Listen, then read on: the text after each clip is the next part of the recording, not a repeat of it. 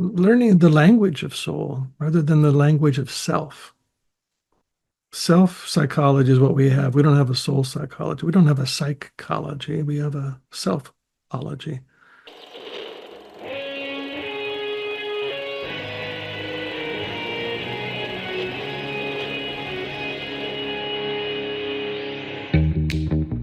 Welcome to Back to the Future podcast. My name is Victor Sadia, and I talk with brilliant minds and hearts of people who want to uproot and transform the current health and wellness paradigm.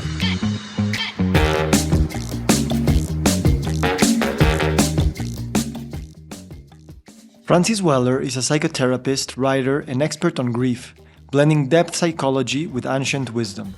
Known for his book The Wild Edge of Sorrow, Weller emphasizes the importance of community, ritual, and nature in healing.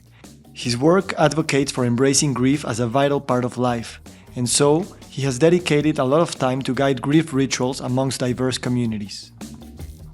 If we can't acknowledge the descent and the depths, how are we going to walk into this time that is upon us? In this episode, we explore the profound importance of acknowledging and embracing the darker side of our life as individuals, but also as civilization. Francis discusses how our culture's focus on ascension and progress often neglects the necessary and transformative experience of descent. He emphasizes that true healing and connection arise from engaging with the depths of our emotions, particularly with grief. And so, communal rituals are fundamental to deepen our relationship with life in all its levels and flavors. Good morning, good afternoon, good evening. Today we have Mr. Francis Weller. Francis, thank you so much for being here. It's a real pleasure to be with you, Victor. Thanks for having me. So I wanted to begin by reading a short extract from my favorite Rumi poem, if you allow me to do so. You can't go wrong starting with Rumi. So. All day I think about it, and then at night I say it. Where did I come from, and what am I supposed to be doing? I have no idea. My soul is from elsewhere, I am sure of that, and I intend to end up there. This drunkenness began in some other tavern. When I get back around to that place, I'll be completely sober. I must say that this is probably my favorite poem in my life. And I'm very happy to be sharing it with you because I know it's also close to your heart. So why don't you tell me a little bit about this concept of sobriety and Rumi playing with that image? Well, I think I can't tell you what Rumi thinks about that image, but what I gather is it's there's a term in their sorbet, that kind of communion experience in the Sufi tradition, and I think what he's actually speaking to is that capacity for deep presence. Sobriety is like being completely transparent to this moment, so that what is, in a sense, emergent has a receptor site within us to be touched by the sacred, to be touched by the word sacred is kind of loaded. So let me just say to be touched by the aliveness of this moment. I think that's what Rumi is after, is that experience of aliveness. When would you say that your moments of sobriety happen most often? Where are you when you feel sober in that sense? That's a hard question. I don't know if there's a pattern to that, because there have been moments where I feel like grace has come upon me, undeserved, but somehow things part and you see things or you feel things so deeply that you know that there's a deeper presence to the whole cosmological dream.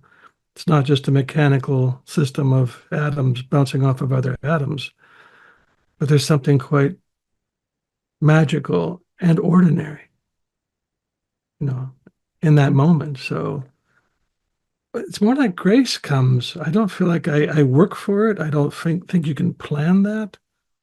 Um, in times of deep conversation, moments of beauty, uh, deep vulnerability. Um, yeah, those seem to be the times that something has a chance to break through my own density, you Mm. know. Well, Was there a specific time in your professional career? I gather you are a psychotherapist, right? mm, And you've been practicing in the clinical setting for a while, correct? 42 years. 42 years. Was there a time in that trajectory where you knew that you could open yourself to be more receptive to that aliveness, that sacredness through your work? Or this is something that since the beginning you felt it was there and you just continued in that path, inviting it, but without forcing it, as you say? I think it took some time to begin to sense that my job in the room wasn't to lead anything, but to be a good tracker. Where is soul taking us now?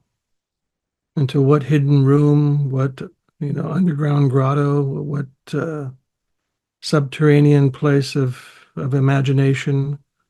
So my job has been to track. Where is it? How is it moving? What does it want us to pay attention to in this conversation? So my job has been uh, just to watch, to notice, and then to reflect back. This is what I see. This is what's present. So I don't feel like I lead anything, and it took a few years to get into that mode of just not trying to make something happen in the room. Doesn't work anyhow. So um, this Let's has felt like. let's Go ahead. yeah, let's talk about that because as health professionals, I do believe there's this um, unconscious, even conscious also, like demand from health professionals to make things happen in the room.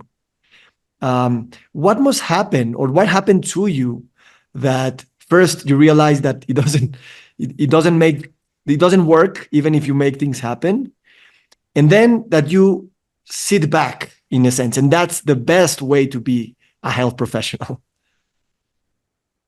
For me, it was about letting go of the heroic ideal. See, in the heroic model, which has really impacted the clinical model, it's always about progress. It's always about improvement. It's always about getting stronger, mastery.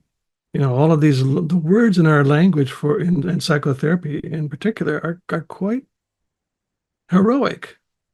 So there's no room for falling, for dissent, for being lost.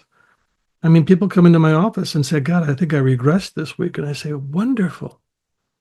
I wonder what this turnaround is taking us toward. Because in that model of constant progression and growth, that's another big word in the clinical setting is growth. Well, nature doesn't do it that way. The only thing that does, I think, is a cancer cell.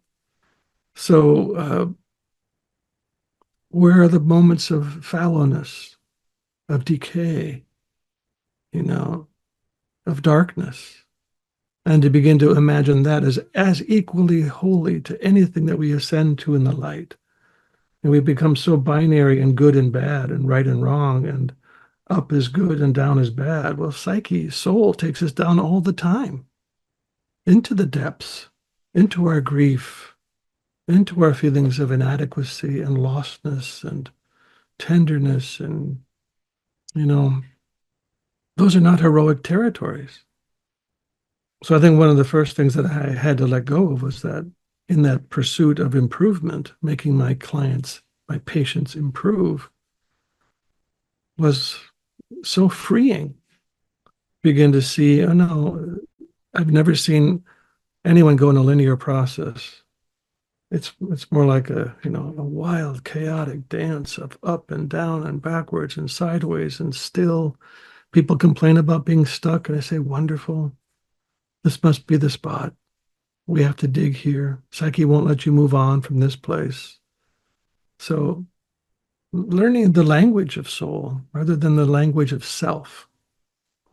self-psychology is what we have. We don't have a soul psychology. We don't have a psychology. We have a self-ology. And that one's all about improvement based on the premise that who I am is not good enough to belong. So I have to undergo this constant, chronic self-improvement project to make myself at least tolerable for inclusion, you know. I So love a lot of this. our psychology is driven by a failure of the collective, of the culture, to welcome our people. Yeah. Yeah, I'm thinking about the anti-hero and how, you know, I find myself now like in that place where a few things in my life are now being questioned with this with a huge amount of voices, that I don't want to give more important to one voice than to the other. But still, there's this um, expectation of mine to be the hero and to solve it and to come up the other side, whatever adjective you want to put there.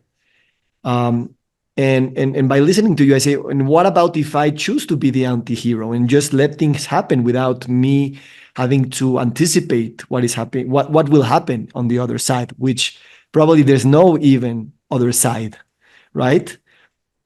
Well, yeah, I mean, on one hand is the self-improvement model. The other hand isn't opposing that. The other hand uh, is learning to be in relationship to soul and to work with soul when it brings depression or addiction or sadness or whatever it brings to us. So we're not talking about any kind of passivity. It takes a great deal. Jung would say that any psychic change takes a great deal of effort. So we're still working, but not trying to direct the change into this state of perfection. But really, I think the goal isn't perfection, but wholeness. And that's even a loaded word. I don't know if any of us ever get to that state, but at least becoming somewhat more of a friend in the depths and being able to work in relationship to soul. Soul is not easy. It doesn't hang out in the brighter neighborhoods. It tends to go down into the dark, into the difficult territories. But that's where we're also most human, right? And when we talk about having a deep conversation, well, that's because we've set aside the heroic, I've got this, I'm in control. No, when we actually come to places of confession with one another, to say, I feel lost, man. I feel so brokenhearted right now. Mm. I don't know how I'm going to get through this day. What I see happening around me, and it's breaking my heart. Mm. Now we're in the territory where soul has a chance to then help inform us about how to respond meaningfully to these times.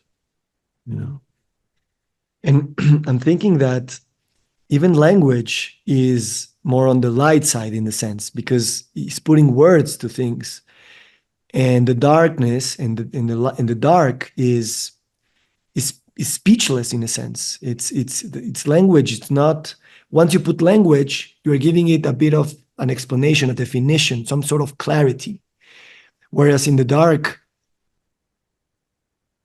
to explain the dark is even, I don't know. I don't know. What do you think about putting a lot of words in those dark stances where we're at and we're most human? I think the language of darkness is quite different. It's whispers, it's sighs, it's touch. Um, it's more of a hands and knees kind of thing than it is um, trumpeting out our brilliant ideas and conceptions. We're entering what I'm calling the long dark as a species, as a planet, not just the species, but the whole planet is entering what I'm calling the long dark, which is a prolonged period of descent. And in that space, um, all of our words, all of our ideas are kind of glaringly showing us that that's not going to be what gets us through, if anything. So what are the protocols? What are the etiquettes of darkness? Well, silence, listening, humility, not knowing. Those are the values. Those are the qualities that accompany the dark. We talk differently outside at night than we do in the bright of the day, you know? So there's a different kind of intimacy that comes out of language or out of gestures, more ritual than it is oratory, you know? So yeah, learning, we don't know much about the dark. Uh, in the heroic drive, it's all about ascension. It's always about rising up. We get really panicked when things begin to go down. We have many industries designed to make sure things keep rising. But we don't know about the descent as profoundly necessary. The alchemists were the last ones that really celebrated the descent in the process they called the negredo, the blackening. And that was the beginning stage of all soul work was in the negredo. They said that the work of soul making couldn't even begin until there was an adequate amount of darkness, what they called the putrefactio, the mortifactio. Aren't these great terms? I mean, and so that's dignified now. The shame, the losses, the inadequacies, the loneliness, that's all in the vessel. And that's what begins the work.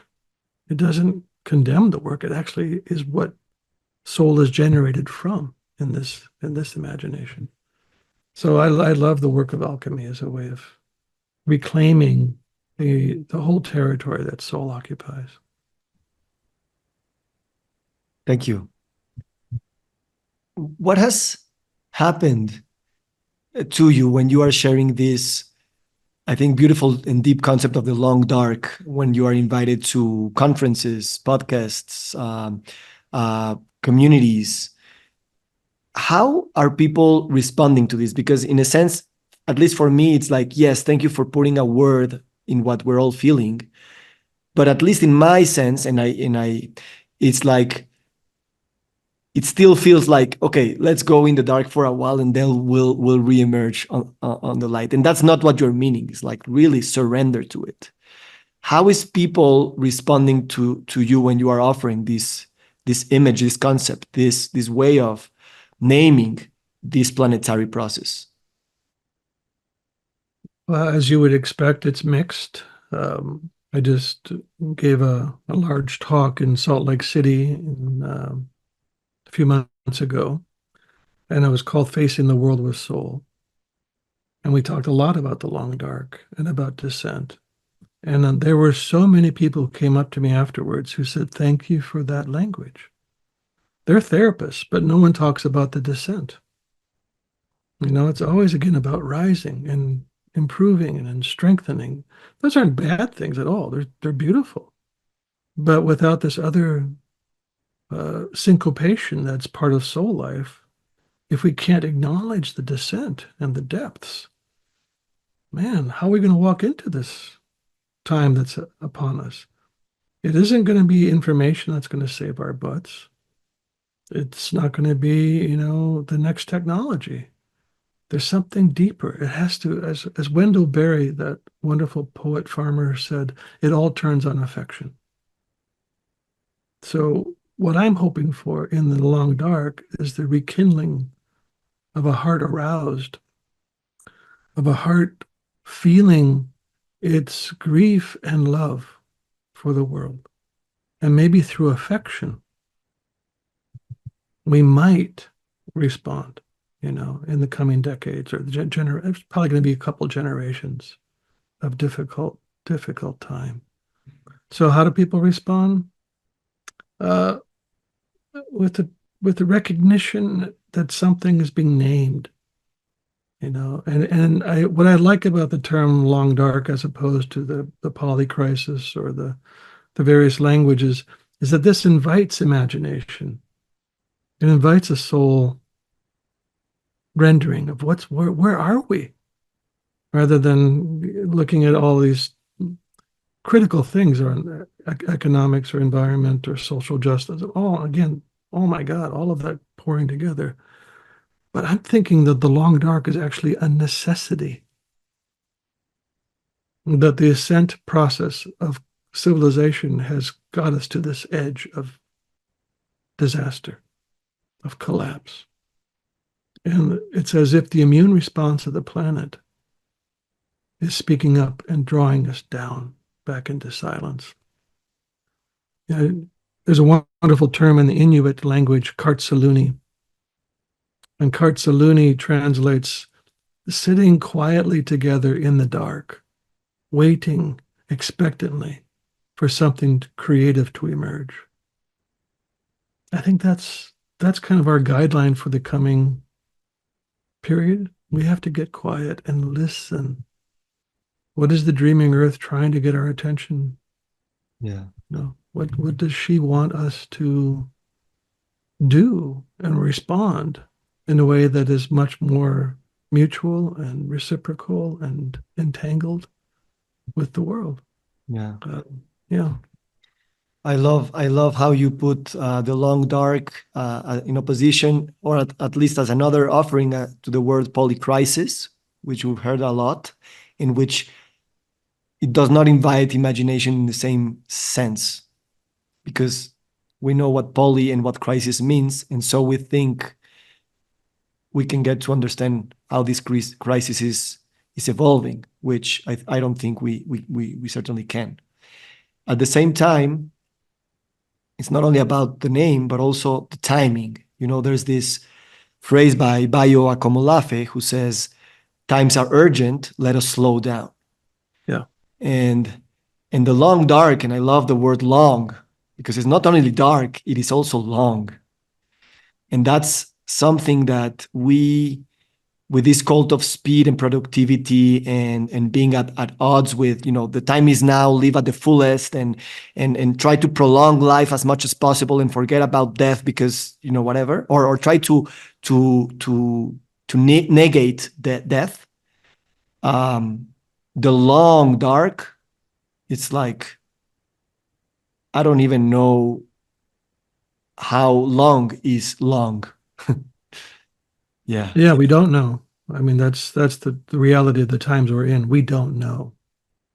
We have all the information we need. We know how high the CO2 levels have gotten in the atmosphere. We know the numbers of elephants still remaining. We know how much clear cut is left, or how much forest is left from clear cut, but we don't know. So the long dark, it's kind of insulting to our ideas of control and dominion. You know, I'm thinking probably multiple generations. I will not see the other side of the long dark. I won't be alive. Um, I don't imagine it's going to be less than 50 years of real difficult time. Um, and certainly beauty and love and friendship and kissing and, you know, holding babies and all those things. Yes, that'll still go on, I hope. But what I have to do now is throw seed. You know, my job now is to throw as many seeds as possible of what living culture might look like, because that's the only thing I think that's going to get us back into some kind of reciprocal relationship with the earth is living culture, because living culture understands the uh, intimate relationship between the community and the ecosystems that support it. So that's where you get back into a ritual-based life. You get back into a scale that responds to not only the human need but the more than human world. You know, yeah, Yeah, and that's a powerful world, at least in the West, where rituals of healing are, in a sense, sequestered by this, mm, yeah, allopathic model of health, of medicalizing everything. and of controlling physiology and in a sense also controlling psychology. But ritual, it's a huge thing. And I would love to hear a bit from you on how, like I imagine you went to high school, you went to college, studied psychology, started practicing, but then ritual from other veins of civilization came to you and said, okay, this is something I can explore. What rituals were the first rituals that you lived that opened opportunities for you, and how are you inviting ritual to your professional work? I first encountered genuine ritual in the mid 90s through various, maybe a little earlier, early 90s. Then I studied for a year with Malidoma Some and Sobonfu Some, and went to his village in Africa. And it wasn't that I wanted to do those rituals, but I saw the power of ritual. Because we can't just import somebody else's ritual practice, because our psyches have been shaped by different factors, and ritual has to respond to the shape the psyches are in. But what I saw during that time was the powerful necessity of a ritual-based life, both doing individual rituals, but the power of communal ritual. I mean, I remember being at a continuing education class that I have to take, a certain number of hours every 2 years. To get your recertification. Yes, to keep my license active. And I was at a class by Rick Hansen, who's he wrote Buddha's Brain and Resilience, and he's a neuropsychologist, and he's done all this wonderful research on Buddhist studies and practices and its role in psychological health. And I'm listening to him and teaching us all these different beautiful meditations and practices. But then I was thinking, well, for several 100,000 years, ritual was the means by which the community helped you re-regulate after a trauma, after an event, after a death. That was the means by which we were recalibrated back to some sense of okayness. And we don't have that anymore. So we rely entirely upon either medication or some deeply interior practices. Again, please hear me. I value these practices immensely. I'm so glad we have them. But what I've seen from leading probably at 100 grief rituals over the past 20 some odd years, 25 years, is how powerful that is to the psyche to be in a communal setting in which we are addressing this piece, and everyone is invited to bring their grief to the ground and do that side by side. Oh my God. I can't tell you how many times at the end of the ritual somebody will say, I've never done anything like that before in my life, but it was oddly familiar. So what is that in the psyche? Again, Jung's idea, what he called the unforgotten wisdom at the core of the psyche. So this ritual is part of that unforgotten wisdom. It's shaped us over so long a period, so that when we get near that resonant field, some part of us lights up and goes, that's what I've been waiting for. That's the thing I've been needing. I can't do this by myself. I can't grieve all my grief by myself. It needs a larger holding space. So, yeah, that's what I began to see. And most of the people I see in my practice, I say something like, this is a good place to start. This is a good place for you to learn how to tolerate contact in those most vulnerable places. But ultimately, you'll need a larger holding space, because that's what your psyche has been waiting for. And I don't tell that to everybody, but the vast majority of people that I've worked with in my practice, ultimately end up coming to do some communal grief work. Mm. And it's like years of work in those times of being together. Yeah. I just remember how I got in touch with your work. A friend of mine sent me a podcast interview with you. I was in the beach in the last December on vacation, and basically I was running in the beach, and I heard your voice talking about grief and grieving. I then bought your book, The Wild Edge of Sorrow, which I've read 3 times, I think, or 4 times now, and that pushed me to not pushed me, invited me to try not to talk about grief, but to practice grief in a collective setting and to quote unquote guide grieving rituals without much experience. I mean, I've I've led some retreats, but never allowed myself to go into a grieving ritual. And I've done 2 or 3 so far, and it's been amazing. Um, and this is something I want to talk to you, because even like the people who come to you and say, I have never done something like this, but it feels really familiar.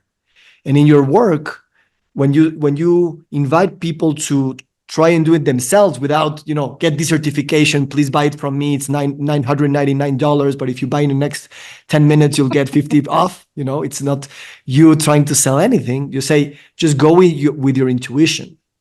And that's what I've done.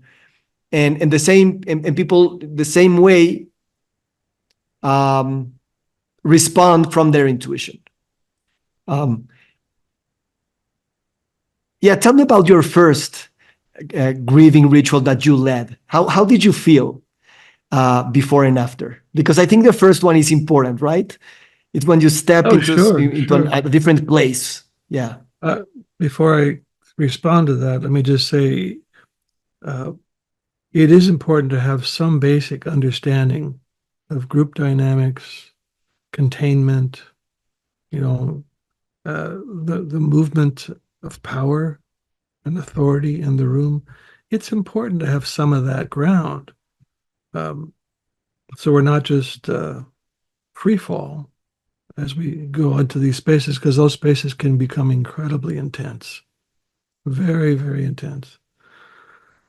So I had been leading groups and stuff for years prior to the first grief ritual, so I had some understanding of group dynamic.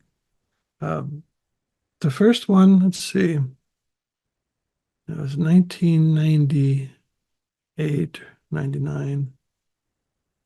Um, and I was doing it with 2 other friends of mine, Rob and David.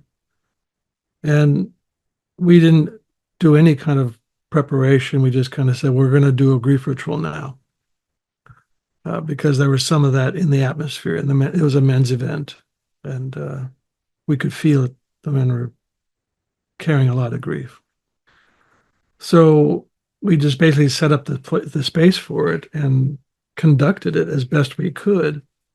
But then I realized that this needs more containment, needs more context.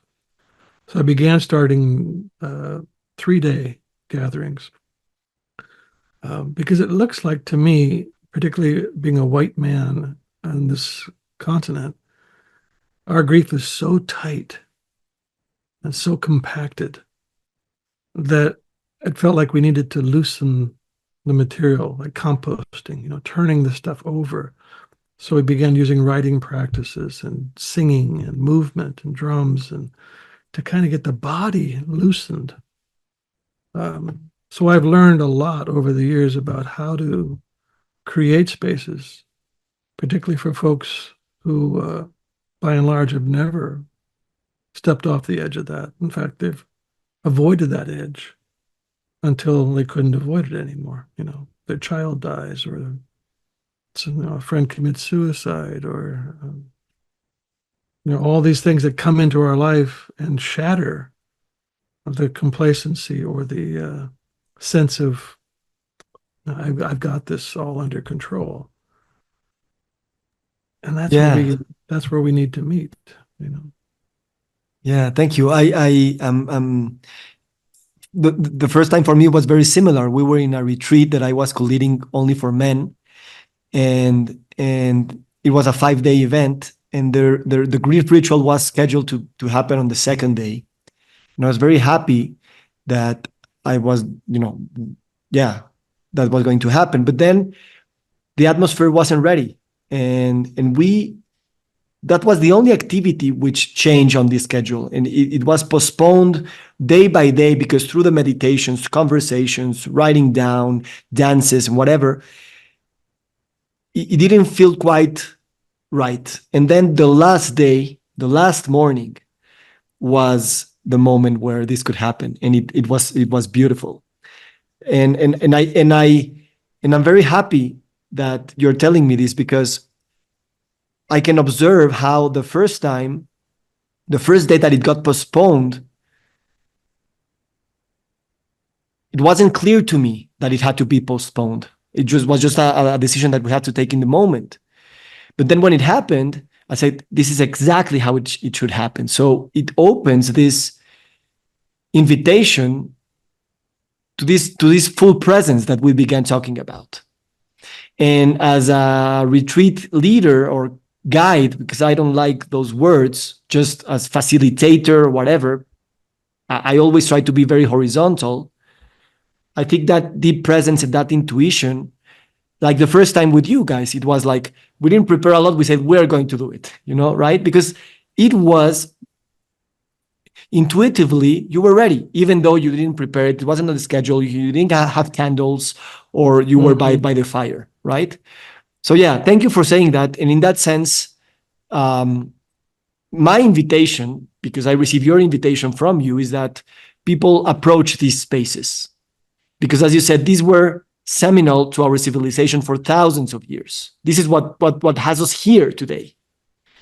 And we feel the lack of it, and we feel like a hollow space that it's there. And I think these collective practices are, at least in the West, very needed. I think they are indispensable. I mean, they were the practices by which the inevitable encounters with loss and trauma were held. And so you knew on some level that whatever happened to you, there would be a response. That's not how you feel nowadays. That's why we have insurance policies instead of communal policies,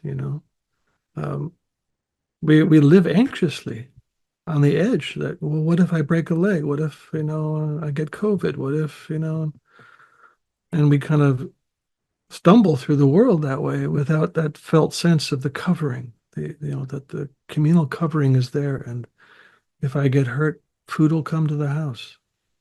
My leg will be cared for, and so that absence, the emptiness in that space is profound. I think that's actually, I gave a talk a while back called At the Heart of All Our Sorrows. And what I came to was that what drives, excessive consumption, what drives systemic racism, what drives economic injustice, all of these things are driven in some ways by the emptiness of white civilization, that we've lost all of those foundational pieces, like ritual, like community, like traditions and practices that sustain the coherence of the community. And in that absence, we try to fill it up with every possible thing, like new cars and cell phones and massive bank accounts, and but we can never fill that emptiness with secondary satisfactions. We have to go back to the primary satisfactions that shaped us over several 100,000 years. Those practices are what allowed us to endure. And without them,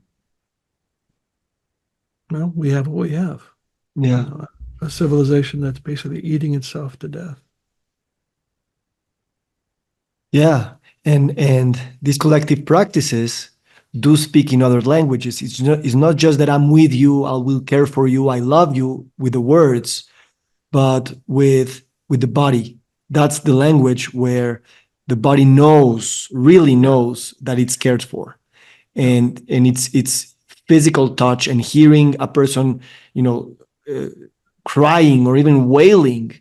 Um, it's a deep, it goes to our deep tissues.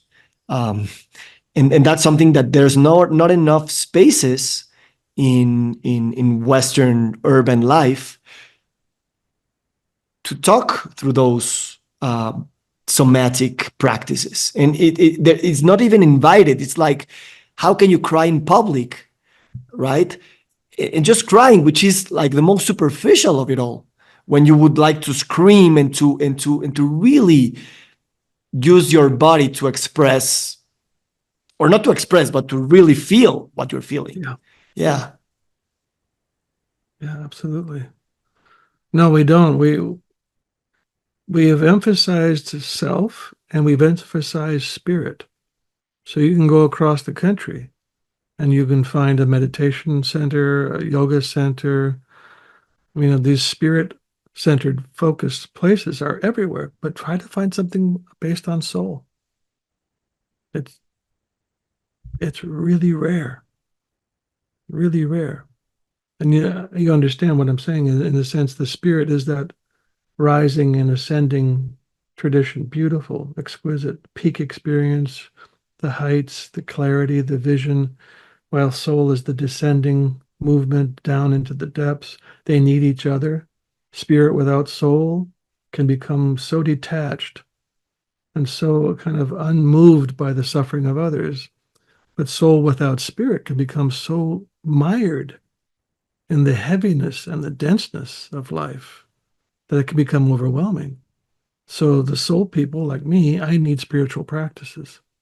And the spirit folks need soul. So there's some ballast, some ground to their understanding of what it means to be a human being. And it isn't about transcendence and um, rising above, but really engaging the full measure. I mean, soul came here for full participation. And nothing is foreign to soul. Every experience we have is part of the soul Yeah. understanding. Yeah. Yeah, and thank you for clarifying that terminology you use, which I think it's so deep. And also, as you say, nothing lies outside of soul. Even like you are not a serious person, you're also a joyous person, and you work with humor and you work with laughter because it's also part of it. And that's something that like people tend to, I tended to think, oh, this is just a serious thing, but dance is as primordial as this collective wailing and laughing too, and dancing together. So how, and again, it's not even a control thing. It's not, oh, now I'm going to say a joke so that people can laugh and just make this a bit more lighter. It's just that it happens, and that's amazing to watch, right? Yeah. To see that it emerge, and you can get to that point where even laughter and crying and sobbing. I had an experience like this a few months ago. Like it happened at the same time. Like I didn't know that that was possible, right? Well, I think that's the beauty of what we're talking about is how do we help any of us come into a place of unself-conscious living? Because when we go, even, I mean, we joke about this a little bit at the grief retreats, you know, that one of the things that'll probably stop you from grieving is self-consciousness.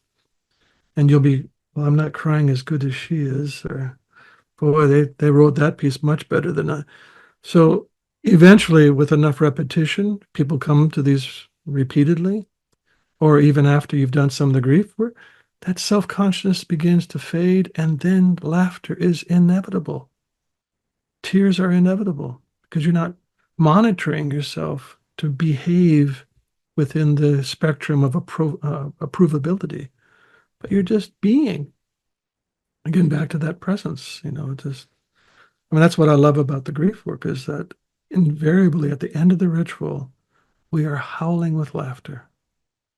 You know, joy has invaded the room and taken us all hostage. It's quite wonderful. Yeah. Yeah, I've experienced that too. And it's like the first time it happened, it was like, how the hell this is happening?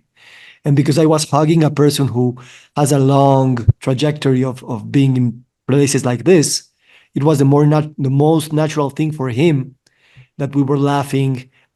After that happened, it was like, oh no, no, no, right. This is what should happen. This is wow.